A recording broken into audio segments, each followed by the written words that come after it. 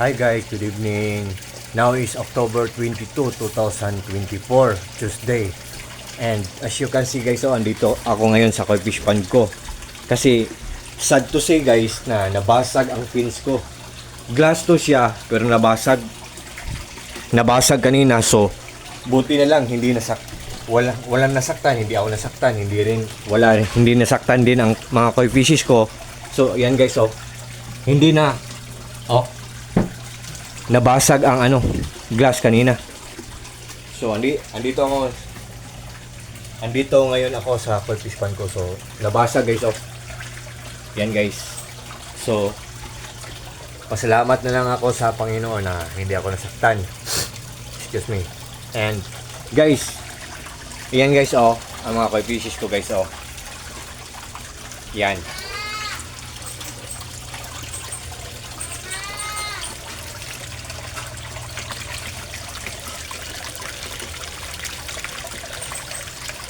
No. And guys, sad to say din na malabo ng water kasi walang rope, kasi ang koi fish pond ko walang rope kasi fence lang siya, metal lang na pinawilding, so fence lang siya pero walang bubong, walang roof. Kahit bago lang nilinisan, kahit bago lang nag-change ng water, pag natatamaan ng full heat of the sun, yung init ng araw, nagiging green ang water, nagiging lumot, so nagiging malabo ang water. So tingnan nyo guys, malabo ang water ko, pero for sure guys, nakakasiguro ako na healthy pa rin ang water ng koi fish pond ko. Ayan guys, ayan ang mga koi fishes ko guys, and guys, ipiplex ko ang submersible pump ko na ang lakas-lakas niya, pero ang tipid-tipid niya sa kuryente. Sa sobrang lakas niya, ang dami-daming bubbles na nakikreate niya, at ang dami-dami ding oxygen na mabibreathe in ng mga koi fishes ko. Tingnan nyo guys, yan guys, diba ang lakas guys?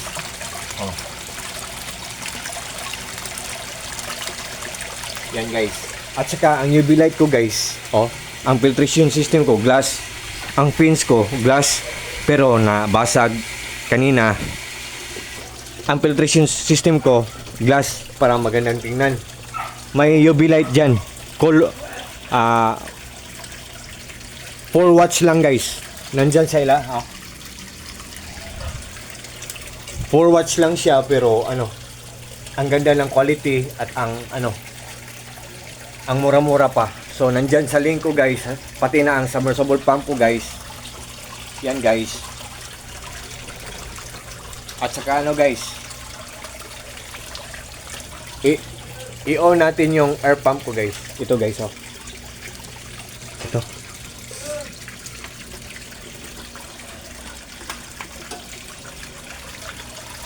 Ito guys, yan guys, yan. So yan guys, yan. So ang air pump ko guys ay 18 watts lang. So ang ganda-ganda ng quality at ang mura-mura pa, matipid pa sa kuryente. So kung interesado kayo guys, what are you waiting for guys?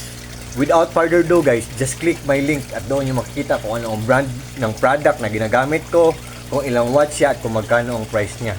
What you see is what you get guys. Nothing more, nothing less. Walang labis, walang kulang. Believe me or not guys. Sa maniwala kayo or sa hindi, proven and tested yan lahat guys. Hindi kayo ma-scam yan lahat, kasi pag nag-invest kayo guys, for sure na hindi kayo maghihinayang, at kasi walang masasayang, kasi good talaga ang quality, matipid pa sa kuryente, durable pa, at affordable pa guys.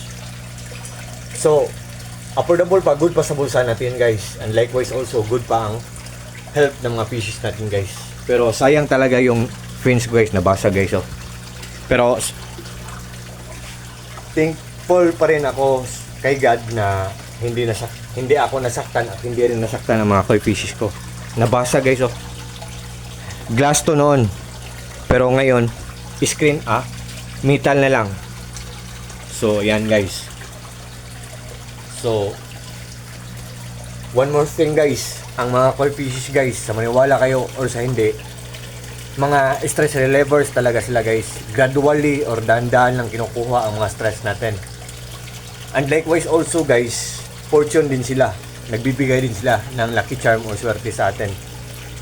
And to cut the long story short guys, isa lang ang answer sa lahat ng mga sinasabi ko. Just trust me and just click my link guys. And good evening guys. I think for this time guys, hanggang dito muna lang tayo. As lahat ng mga friends ko at sa lahat ng mga followers ko, take care po kayo always. And take care po tayong lahat always. And God bless sa ating lahat. Or God bless us all. That's all. Good evening. Bye-bye.